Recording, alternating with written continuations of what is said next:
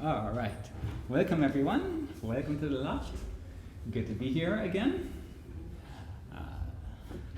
I thought, as if talking to all of you on spiritual topics is not interesting enough, I'm going to make it extra hard for myself and talk about a controversial topic, the absolute truth. Now, I don't know about you, but when I hear someone say, I'm going to tell you the absolute truth, I get incredibly suspicious. I'm like, wait a minute, who are you to tell me what the absolute truth is? Really? You claim to have a monopoly on the truth, huh? That sounds like the worst politician ever. No, come on. No one knows the absolute truth. But I'll attempt to say something that might change your mind a little bit and is maybe not what you expect when someone comes out and claims this. And I'm not claiming absolute truth for myself, I'm claiming absolute truth from the ancient writings of India, the Vedas, that claim boldly that the knowledge contained in the writings is the absolute truth. Absolute meaning the same for all time and place. Doesn't change throughout time, doesn't change throughout space. So, overview of what we're going to talk about. We're going to talk about the current post-truth world, and we're going to define the absolute truth according to the Krishna writings, and we're going to explain about realizing the truth, because you don't take the book's word for it, you need to find it for yourself. That sounds good. Let's get started. All right, here's a quote from Bhagavad Gita, which is, just try to learn the truth by approaching a spiritual teacher. The self-realized souls can impart knowledge onto you because they have seen the truth. This is a classic verse from Bhagavad Gita, the beginner guide to spirituality. It touches all of the major topics that you need to understand for spiritual knowledge. So, self-realized souls can teach you knowledge because they have seen the truth. It doesn't say anything about belief here. It's not like any religious belief or anything. It's if you've seen the truth, you can teach others the truth. Just like, for example, in Mexico, I was the startup I'm working for helps maintenance technicians in industrial jobs do their work better by going through checklists and recording things using their voice. So someone doing maintenance on a large electrical power plant, for example, they have extremely expensive, extremely complicated machines that they're maintaining, and if they make a mistake, something explodes and people die. So it's very important that they understand how these things work. So they have very long, complicated documents that explain in detail, in this circumstance, this is what you need to do. And those documents are written by the manufacturers of the machines, and we need to make sure that they follow the checklist accurately. The people making the machines have seen the truth because they built the thing, so they can impart knowledge onto the workers because they know the truth of how the machine works. Exactly the same here. So then, post-truth. Anyone heard this term? That we live in a post-truth world now? Yes. Post meaning after truth. There was truth, and now we are dealing with something else. So, anyone recognize this French philosopher? Who is it? René Descartes, exactly. He famously said, "I think, therefore I am." And he claimed this is truth. So, René Descartes' argument for dualism here, if I can do it justice, is that our own consciousness cannot be an illusion because it's the only thing that if we were to question our own consciousness, nothing else would make sense. If we're not conscious, then forget learning anything. But anything else in the world could be an illusion, except consciousness. And because consciousness is the only thing that cannot be an illusion, it must be distinctly different from everything else in the world. So by thinking, you confirm the position of your own consciousness as being unique a unique substance in the world. That was Descartes' argument, briefly, which I think 18th century, something, he was around. And now, however, we've surpassed that, and our truth, collectively, is I believe, therefore I'm right. And you're wrong because I believe it. I don't know if you've encountered people who very strongly believe something that seems questionable, but they believe it so strongly that they're going to make your life hell if you don't agree with them. So that's the rhetorical trick of the post-truth world. This is my truth, meaning my belief is true and don't argue with me. So we have this post-truth society that is problematic in many ways. One, because it leads to cultural wars between two opposing parties who strongly believe something and can't discuss because both are claiming truth. And it sometimes leads to physical wars as well, as we see in many, many places around the world.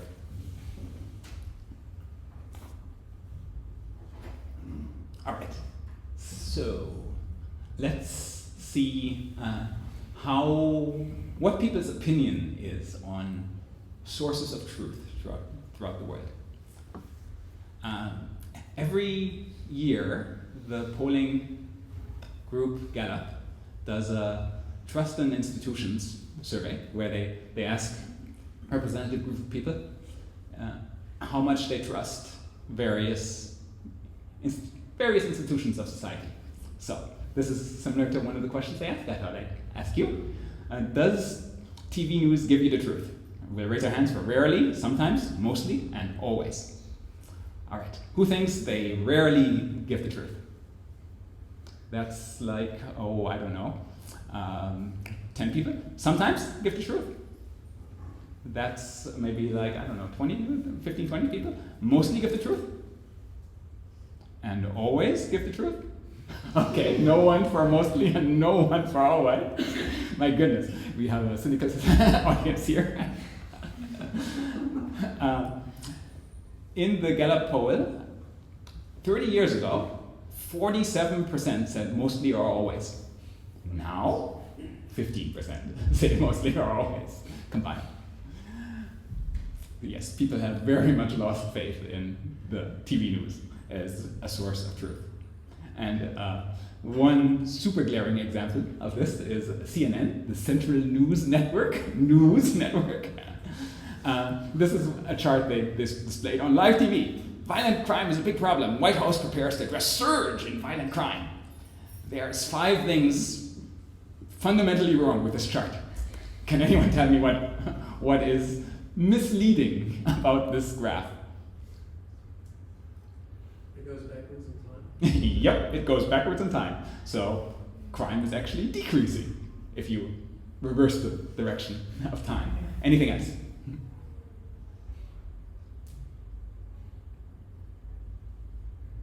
No? The range is only from 35 to 55. Yeah, good, yeah. The range is from 35 to 55, making the difference look bigger than it should otherwise be. Yes? Yeah, you had an idea? The margin of error is plus or minus 3, and the difference between them is like Yep. some of this. Yep, very good. Margin of error is plus minus 3. So if you exclude 2022, which first year of COVID, sure, less crime. The differences in numbers are within the margin of error, so you can ignore the numbers, they're not telling you anything. Okay, anything else? These ones are a little bit tenuous, but there's a different time interval. It goes from April to June to March to October. You'd expect each tick to be the same interval, but they're changing the length of time between ticks. And it's percentage of adults, meaning this is not actual crime, this is perception of crime in people's minds. so on 5 different levels, this graph is complete garbage. It tells you nothing, it's completely misleading, and but the White House is preparing to address this surge that doesn't exist. And if anything, is going backwards. So this is why no one watches CNN anymore. And like CNN gets like, I don't know, 300,000 people watching their most popular show, where Joe Rogan gets like 20 million people watching them because CNN doesn't tell you the truth. Okay, here's one that might be a little bit more, people might be a little bit more divided in the audience. Let's see. Does the medical system give you truth? Who thinks rarely? Oh, that's about 5 people? 7? Sometimes. Yeah, that's maybe 10. Okay, mostly. Mostly, that's maybe another 10. And always. Okay, yeah. So that was more divided. No one always. But this has gone in the last 30 years from a whooping 80% that said mostly and always to last year, 34%. Huge drop in trust in the medical system for many, many good reasons. So, my own experience, even before current events, was about, when was this? About 10 years ago. I was visiting Germany, and I wasn't feeling so well, so I visited my family doctor. And I'm originally from Germany. Anyone from Germany here in the audience? Usually, yes. Hallo, guten Tag. Danke, dass du hier bist. So, I went to visit my family doctor, who, since I'd been a child, who I'd been visiting, and I happened to say, we talked about things, I was not feeling well, and I mentioned I'm vegetarian, and she's like, vegetarian. If you want to get better, she said, du musst Fleisch essen. Which means you must eat flesh. You must eat meat in German. So I was like, I'm not going to place my faith in your medical opinion here, and basically said, no, I'm not going to do that. I'm not going to follow what you say. And she was very upset because she's the doctor and I'm the patient. I should listen to her medical opinion. Now, I could have, I didn't want to waste my time explaining something to someone who didn't want to hear it, but I could have shown her this medical study from, when was this? From 2003, that states in incredible scientific detail, this is a survey study where they looked at like 20 studies over 30 years of time, following people over 30 years of time, and they say very low meat intake was associated with a significant decrease in mortality risk and a significant 3.6 year 95% confidence interval, 1.4 to 5.8 year increase in life expectancy. So basically, if you're vegetarian for 10 years or longer, you're expected to live almost 4 years longer than someone that's not vegetarian, or eat relatively small amounts of meat, according to 20 studies following people with over 30 years. So I could have said that, and it's like you're giving your subjective opinion here as truth, which is not what you should do as a medical professional. But that's the world we live in. And you find that truth is also very much based on what other people around us believe. If people around us believe something, we are likely to join them in the belief, even doesn't matter if it's true or not. In studies, people find that about 75% of people base their truth on the collective rather than on their personal belief. And 25% of people are what you'd say rebels that hold their truth. Here's an interesting video that illustrates this. This is replicating research from 1951, the Asher Social Conformity Study, if you've heard of that one. So. You've got to decide which one of these 3 straight lines is the same length as this first card. Take a look for yourself. Think you've got it? Before we reveal the answer, we'll show you where these people stand. I think it's A. A. It's A. Yeah, let's go with A. It looks like everyone is going with A. Definitely A. But maybe it's something you don't. What do you think? Take one last look. Were you going with these people who all picked A, or did you choose to go with B or C? Time's up. Got your pick? It's A. You're gonna go with the group? Yeah. All right, great. Is that what you picked, or did you go with another answer? It turns out the answer to this round is C. And while you likely chose C first and stuck with your answer, we also know that some viewers might have felt the peer pressure and switched to A. It's A. I want to ask you something. Did your gut at first tell you that the answer was actually C? Yeah, but everyone was choosing A, so I just felt like I had to pick A too. You felt the pull of the crowd. Yeah.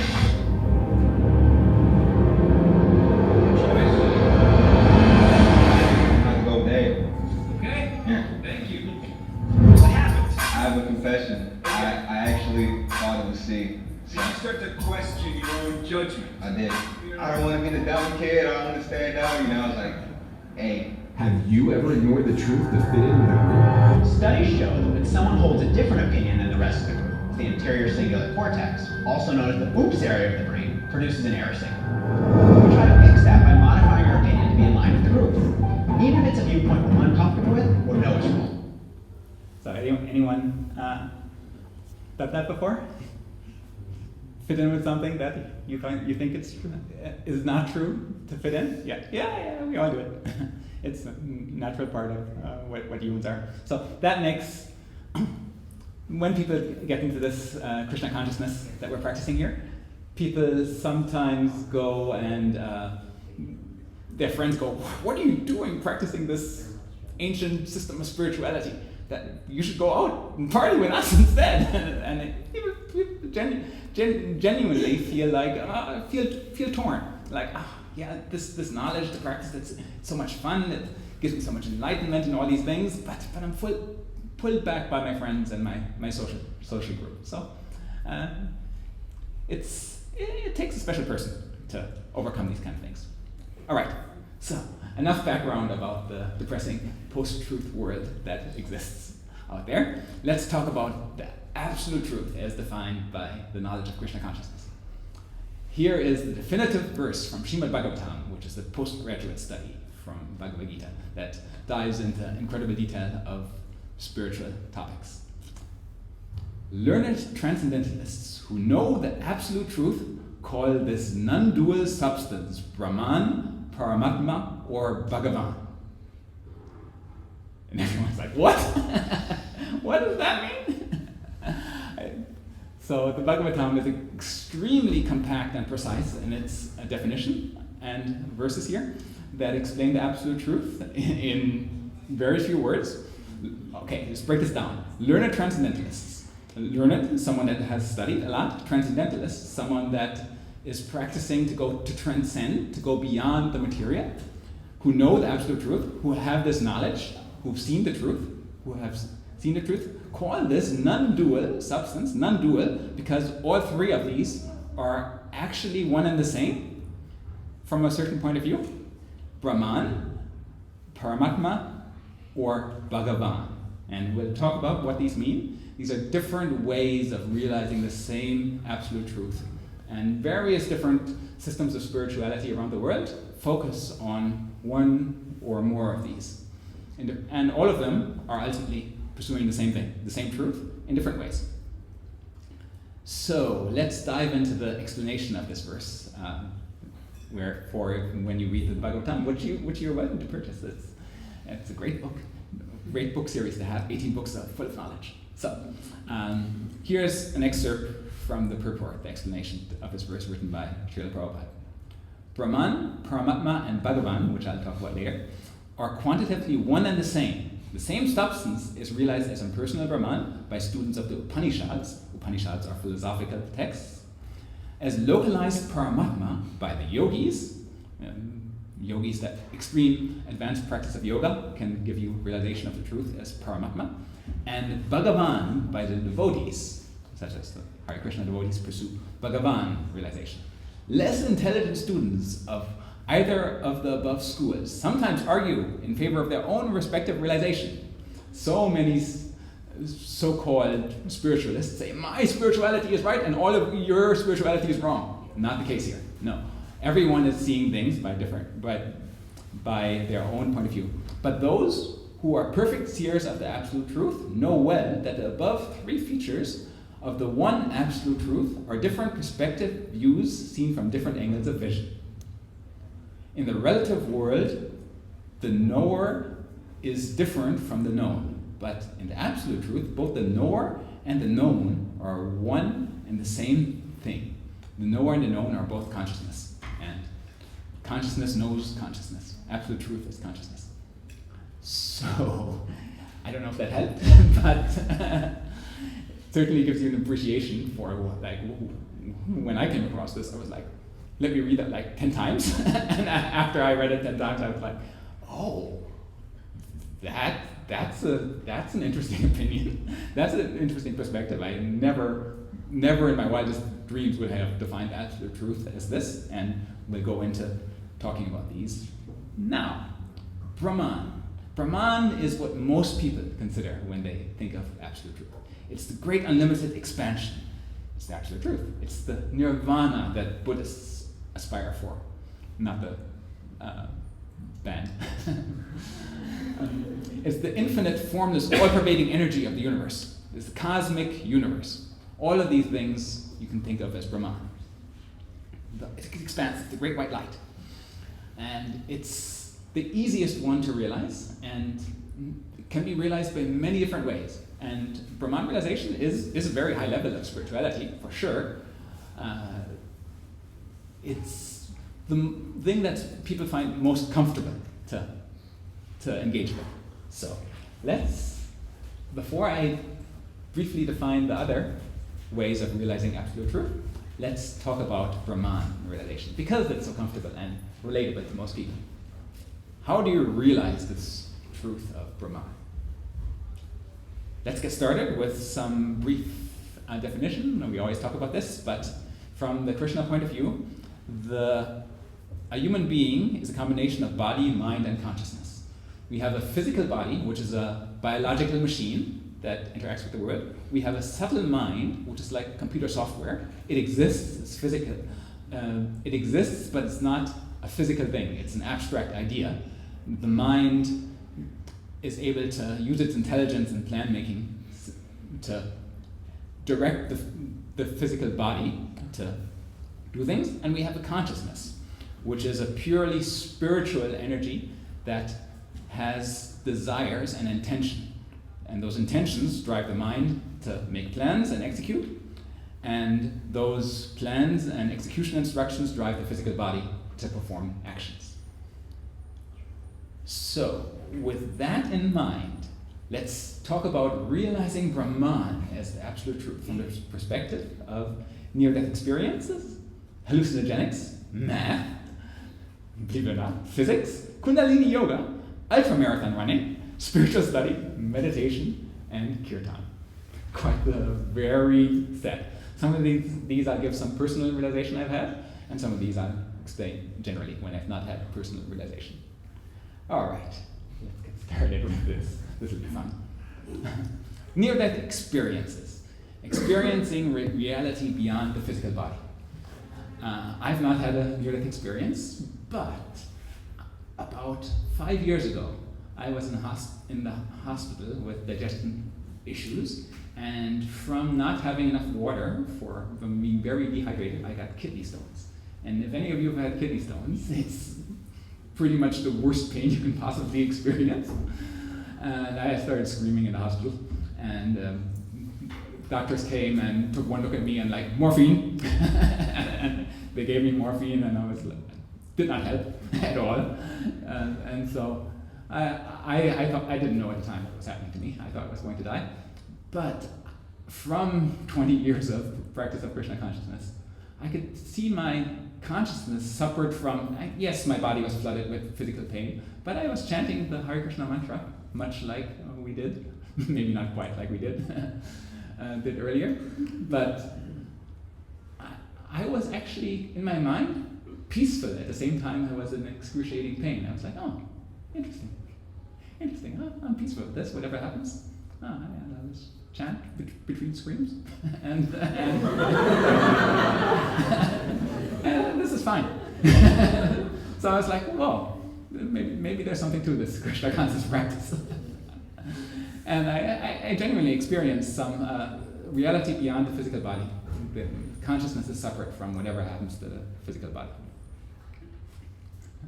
Next, hallucinogenics. I was, like I said, I had just come back from Mexico.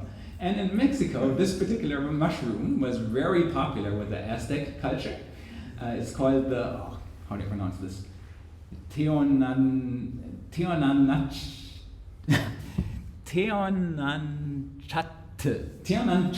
mushroom that the Aztecs used to make into tea and drink and have all kinds of hallucinogenic experiences.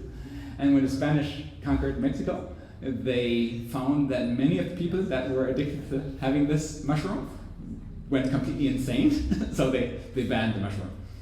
And it's not really practiced today in Mexico anymore. So hallucinogenics, many cultures in the world use this as a gateway to show people there's more beyond the physical world. It gives some temporary glimpse that there's the physical body is just a vehicle for the mind and consciousness. So it can provide a temporary glimpse, but in prolonged use, we don't recommend it because it can mess up the mind. It can destroy the mind through prolonged use. And while it gives a temporary glimpse, there's other ways to get this glimpse. I've personally never done any hallucinogenics, and I have no desire to. But some people have, and I have found some spiritual realization from that. But it's not enough by itself. It's like you can't buy spiritual realization cheaply by just ingesting some chemical, whether natural or artificial. There has to be. It can be the start of the journey, but it's not the middle, not the end. Next, math. Anyone studied Gödel's incompleteness theorem? Any mathematician? Oh yes, very good. I read the book on the incompleteness theorem and sort of understood it for a little bit until it escaped my mind again. This theorem proves that some things transcend human logical structures. A mathematical system cannot be both sound and complete at the same time. So it cannot describe the whole world and be logically true at the same time. It's either untrue and can describe everything, or it's true or sound, its conclusions are valid, and describes a subset of the world. So one interpretation, and many people argue about this mathematical proof by Gödel, that based on this proof, there are some things that are beyond computers, beyond the logical structures of math or science, that cannot capture some things about the world that humans can understand. So that's one interpretation. It's very controversial. People are still arguing about it, but by studying math, that is one possible avenue that someone can come to realize this Brahman. Next, physics. Werner Heisenberg is a student of Niels Bohr, inventor of many of the important concepts of quantum mechanics. He said, "The first glimpse from the glass of natural science will turn you into an atheist, but at the bottom of the glass, God is waiting for you." And when he says God, in the same way that Einstein speaks about God, he doesn't mean God in the Christian religious sense. He in interviews explains, he means God as in the order of the universe. The universal laws that seem so incredibly well designed and result in amazing mathematical formulas that explain fundamental truths of the world, that he sees as God, which is Brahman realization. Again, it is the order of the universe and seeing that as the absolute truth. So, study of quantum physics can lead you to Brahman realization. Next, Kundalini Yoga, which is particular yoga postures and breathing exercises like varying which nostril you breathe through, various types of breath holding, exhaling, and so on. Various types of positions that go along with it, that give some experience of cosmic consciousness, a consciousness that pervades all living beings. I did some Kundalini yoga many years ago with an expert yoga teacher, and the particular thing that he did with us was something he called re-deathing, which most people are like, what? Re-deathing? It's simulating your own death by various different ways while in this meditative trance induced by the Kundalini yoga. And that was interesting. It was, without practice of Krishna consciousness, it's not recommended because you can get extremely scared, but it's provided a glimpse of consciousness throughout the universe. So, interesting. And then, yes, extreme yoga practice gives you Brahman realization, but more so than that, Paramatma realization, which we'll talk about in a moment. Ultramarathon running gives you altered states of consciousness. So here's a quote from a runner. After running approximately 12 to 13 miles, I started, which is like half marathon, I started to feel as if I wasn't looking through my eyes, but from somewhere else. I felt as if something was leaving my body. And although I was still running along, looking at the scenery, I was looking at myself running as well. My soul, or whatever, was floating somewhere above my body, high enough up to see the tops of the trees and the small hills. From someone that has experienced this kind of out-of-body experience from intense endurance exercise. And indeed, intense exercise can give you this understanding that actually my body is able to do things and endure things that it should not be able to. You can go beyond your body's physical limits because the mind and the consciousness are indeed non-physical. They're not made of matter, so they can induce matter to do things that it ordinarily would not do. Next, spiritual study. Outside, there's a picture of the Bhagavatam in the middle there that we have, and Chaitanya Charitamrita above it, which after you've read the 18 volumes of the Bhagavatam, you can read the 9 volumes of Chaitanya Charitamrita. Yeah, and I've of course read all these things in the years I've been studying this knowledge. They explain ultimate reality, as we've been hearing, in incredible detail, in incredible, precise scientific detail. So reading these texts can give an intellectual understanding of Brahman, and from that, once one intellectually understands something, one can experience it. One can understand what one is experiencing so much better.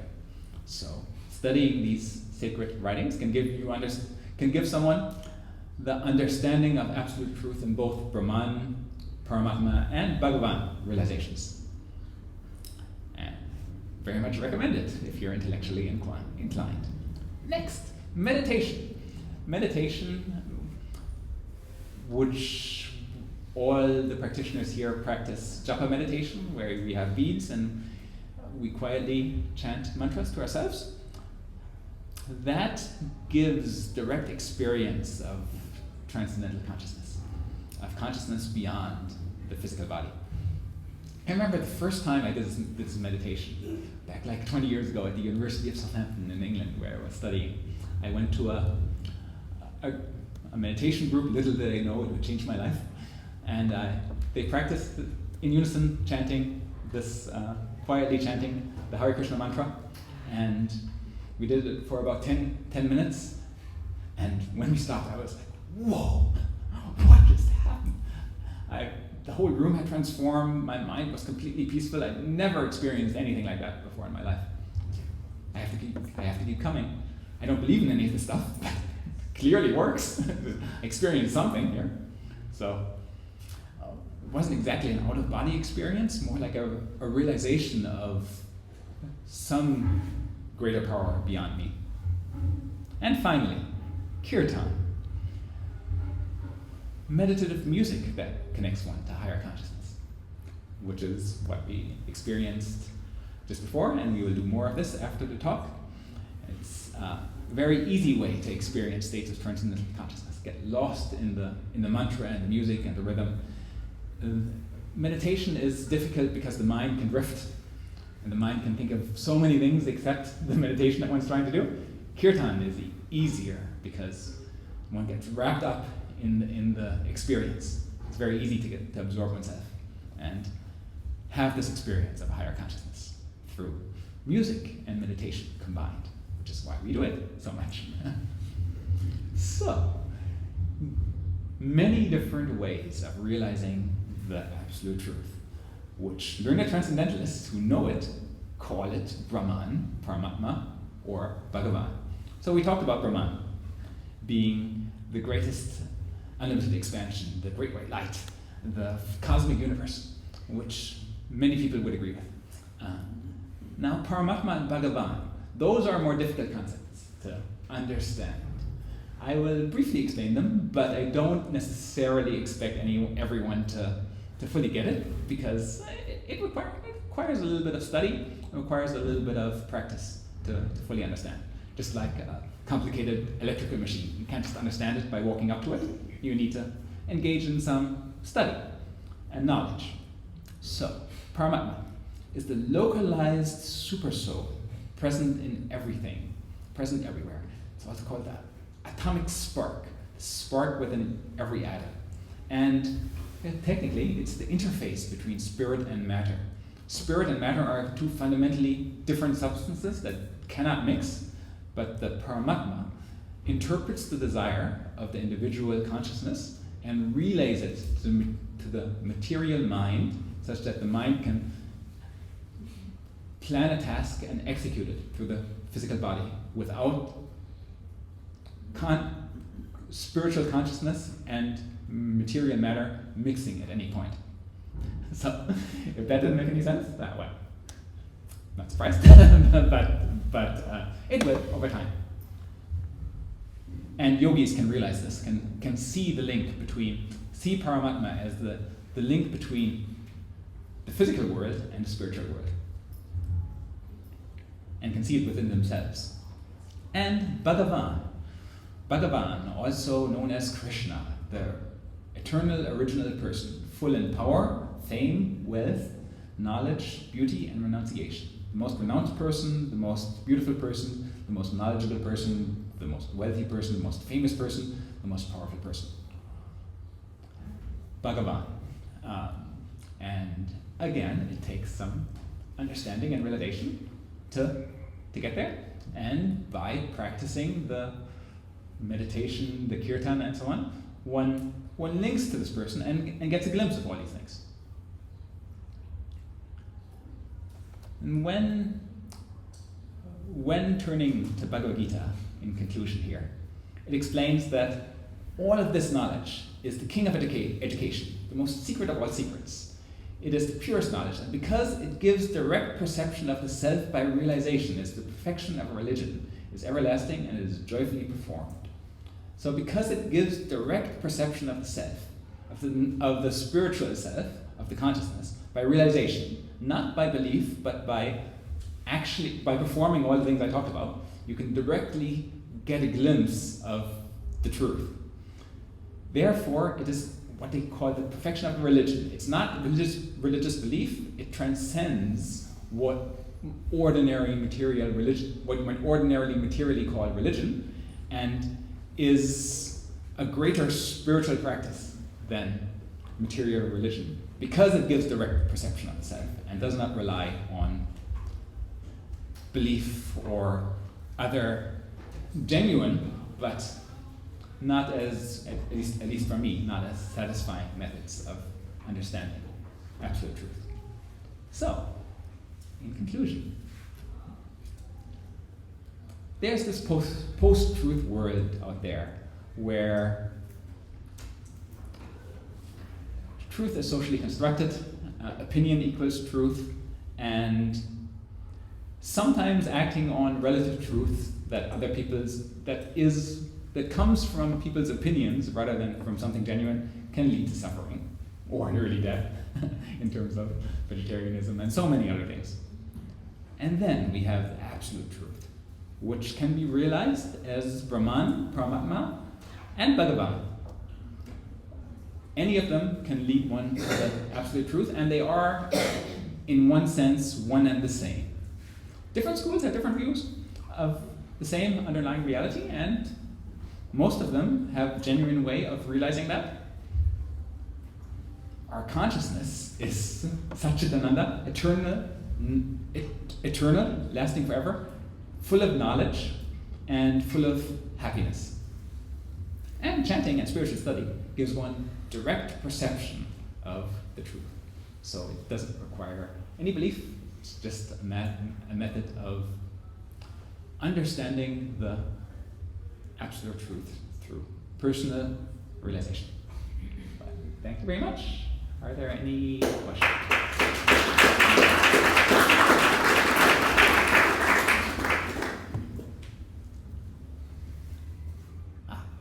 Cam. Thanks, Chandidas. Yeah. What would you say to people who might hold that the absolute truth should be objective, whereas it seems like it's subjective, dependent upon one's kind of state of consciousness or awareness? Yeah. So scientists in general, science defines scientific truth as something that can be objectively verified and is not, and dismisses anything that is subjective. If you have a subjective experience, science dismisses that. It has to be objective to be scientific. And therefore, science blinds itself to spiritual truth because it's, by definition, not science. It doesn't, the Krishna writings, such as Bhagavatam, have a very different perspective. It says the only way to realize absolute truth is through subjective experience. And by rejecting that, science is cutting itself off from a huge portion of reality artificially by refusing to acknowledge that there can be truth beyond some limited definition. So, objective truth is helpful, of course, for if you want to manipulate the material world, but it doesn't get you to spiritual realization. It requires the subjective experience, which can also be scientific, just not by the definition that some scientists, when probably Karl Popper, who defined the philosophy of science about 100 years ago, this guy arbitrarily defined that all science must be objective. So, this is one guy's opinion. Shut. Yeah. Yeah. Thanks for the talk, but you practice by yourself, right? So you do your spiritual practice alone. Do I personally, or does it? Because you have work life, right? Oh. Or spiritual. Yeah. Well, I come here too. So, how do you motivate yourself to do your own practice if you don't have pressure? A good question. How do I motivate myself to do my own spiritual practice? I do my own spiritual practice. Well, I don't do it fully by myself because I come here every Sunday, and this is a great refresh to my motivation, and seeing so many people practice this spiritual system is great and inspiring. And then I think just from the results of the practice, I see the benefits. And even if it's not fun one day, I have committed to it, and I'm going to keep doing it till the end of my life, if I can, because it's such a fantastic experience. It's changed my life in more ways than one, and it's a wonderful practice. So, yes, sometimes I'm not motivated to do it, but I still do it because I guess I'm stubborn in that way. Do you just ignore what other people say? They think you're weird? And initially, initially when I was first doing it, I was like, oh, what will people think? But now I'm like, yeah, who cares? And I find the more confident I am about my own practice, the more other people accept it. Whereas if I'm not confident about my own practice, I'm practicing this thing, I'm unsure what it is, and it's doing something, and they have this weird mantra, and people go, really? Are you sure you've not joined some weird society or something? Let's deprogram you out of this? But if you're like, I'm practicing this thing, it's giving me realizations of the absolute truth. It's improving my health and my relationships. You're like, okay, sure. Can I join too? So it all depends on your own. Did they say that? No, no one says can I join too. No. But they say the other things. Yeah. Anything else? Oh, yeah. Yeah, sure. I wanted to edit with personal questions. Would you say you have obtained this absolute truth? And if so, how did it really change your life? Yeah, good question. Have I obtained the absolute truth? No, I've not. I can say for certain that I have not obtained the absolute truth, but I've had glimpses of it. I've obtained it to some percent, I would say. I can see my path towards it, progressing gradually in fits and starts over time. And I can see that by continued practice, eventually I get there. And I know people who almost certainly have obtained the absolute truth, like my own spiritual teacher, Devabrita Swami, who will be visiting here next week, I think. So you can hear from him. He's been practicing this for like 50 years. No? 50 years. 56 years, I think, he's been practicing. So it's a progressive thing. Yeah, it's not like a goal you can just get there. It's Yeah. like a journey. Yeah. I've seen enough to keep doing it, and there's the more I do it, the more I get glimpses of realization. Oh, Would yes. you say it's within human means to fully understand the entirety of the absolute truth, or is that fundamentally beyond people, but we should endeavour to realise as much as is possible anyway? Oh, good question. Is it within human means to understand the full absolute truth? The absolute truth is unlimited, and humans are limited, so we cannot understand the full nature of the absolute truth. However, we can understand the absolute truth we can understand the fundamental nature of the absolute truth without understanding its extent. We can understand, just like you can understand, you can't understand, give an example. I'm head of AI at 2 companies. I understand. Okay, so Yeah. when you build a car, you've got mechanical components, electrical components, Yeah. and increasingly you've got software components. Yeah. So you need to divide that among various engineers. Yeah. Various subdisciplines. Would you say the absolute truth is like that? You can understand sub-portions of it, but it's too effortful to understand all of it. You can understand what matters about all of those things, and you have access to sub-portions, but I think you can't hold all of that in your mind at once. Yeah, similar way. With the learned transcendentalists, is Yeah. there like a consistency in what they see within the absolute truth, and is that what you need to learn? As the verses indicated, there's different perspectives on the same truth, and they can manifest very differently. So different transcendentalists can see things differently. But those that see the absolute truth from the same perspective do indeed see that consistently. Yes. Yeah, good questions. Great questions today. Okay, let's go. Yeah. This one was related Last question. This one was related to like expectations of Yeah. whatever we do. So in the Bhagavad Gita, the Karmanya Vadike Mahaprabhu Kalachana, that part, is it being told about not to expect, or is it more about not to be attached to it, like you can expect, but you will not get attached to it, like the outcome is not in your control. So can you repeat that question? I didn't quite follow. I'm just saying like the outcomes of our actions, Yeah. we need to keep expectations or not have expectations, or keep expectations but don't be attached to them. Oh yeah, so What is being said? So in Bhagavad Gita, there's a verse that you're entitled to you shouldn't be attached to the fruits of activity. So you shouldn't have expectation of outcome from your action. Where if someone is endeavoring for something and like really wants it, and working really hard, then for some reason outside of your control, it doesn't manifest, you can be extremely disappointed. Or if for some reason outside of your control it manifests, you can be extremely proud, thinking, yeah, that was me. even though it wasn't you, it was just circumstance. So, to be peaceful, one has to be detached from the outcome, from the fruits of activity, from the result of one's activity. And yeah, that's one of the ways to advance further spiritually, by practicing useful detachment from the outcome of activities. So yeah, thank you. And thank you all, you've been an incredible audience.